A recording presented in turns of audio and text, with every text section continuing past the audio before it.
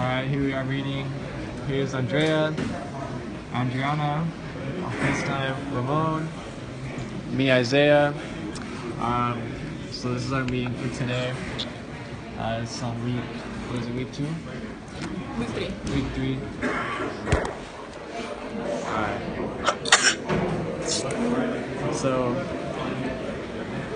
Alexander Hamilton, like where it left off was he was still living on the island of St. Croix. He learned a lot on the island because he worked at a dock. He learned business, how to trade with a bunch of goods. He worked with a ton of different currencies. A man named Nicholas Kruger, who owns the dock that he worked at, was very influential to Hamilton.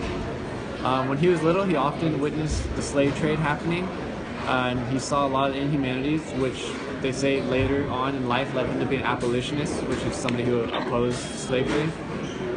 He loved English, like reading, writing, poetry, and he saw that as his way out of St. Croix and like into the future. So he began publishing poems in a newspaper. He really got his fame after a hurricane struck the island of St. Croix and completely destroyed it. He wrote a poem about it in a newspaper, and many businesses began to see him as a talent. And once they saw him as a talent, they began pitching in to help fund him an education in the America. So he left to America and he went to apply to Princeton, which was the University of New Jersey at the time. He applied to Princeton, but he was too old, even though he was 18, because most people at that time started college when they were 14.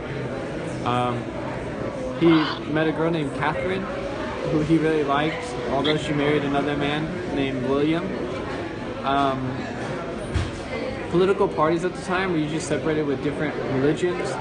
Anglican Christian were usually supporters of the British. They wanted to reconcile with the British. They were often called Tories.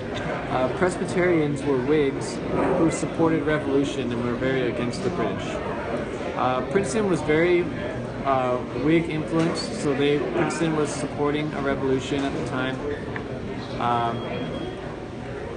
Hamilton got denied from Princeton and attended a school called King's College in New York, which was a very Anglican school, which was pro-British. He became close friends with his roommate named Robert Troup. Troup made a club at his school, which eventually created Hamilton's really close friends. They eventually started writing in essays for the newspapers, and Hamilton's were often published in the newspapers about revolution and what the United States should do, and different outcomes and different philosophical thoughts. Eventually, after the Boston Tea Party and sanctions from Great Britain, Hamilton gave a speech at his school, or the whole school, after the Boston Tea Party and the consequences that followed.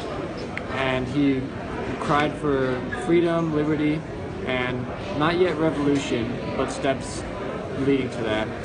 And then he became revered as a young hero.